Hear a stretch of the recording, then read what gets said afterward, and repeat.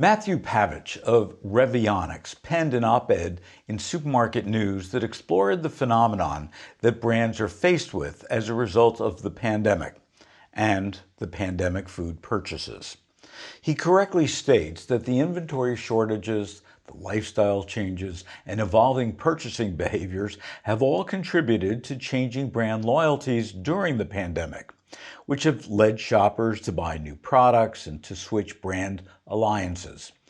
According to Ketchum, he points out, 62% of people who have shifted their brand preferences will make that change permanent before the pandemic is over.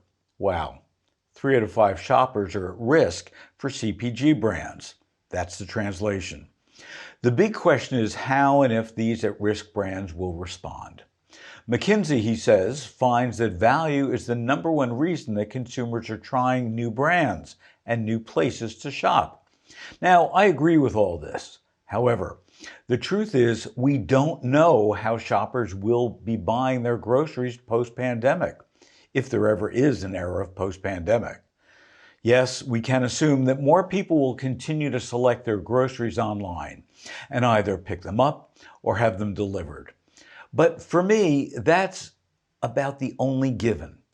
Will shoppers wake up and find a new desire to lose those extra pounds that they put on during their nonstop eating frenzy of comfort foods? Or will they just be too depressed and discouraged to even try? Will people go back to their offices? Or feel that it's safer, easier, and be more complacent to just work from home and snack all day? One of the reasons that shoppers are trying new brands is simply that many CPG companies are going through an SKU reduction. So perhaps that shoppers' regular purchases are no longer available and they've got to choose something else. Or is it that they're simply bored, having eaten most of their meals over the past 13 months at home, and are yearning for some excitement, any excitement that they can muster? Should big or small brands give up on brand loyalty? Absolutely not.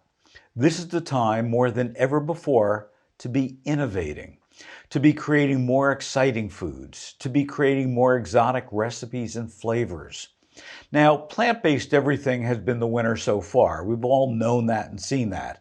And while many brands are moving to plant-based products or plant-based everything, which is good for our bodies and for the environment, we need to be cautious and not just put on blinders. There are a lot of other food opportunities, and those brands and companies that are looking for what's next are the ones who will create the next trends and gain back shopper loyalty.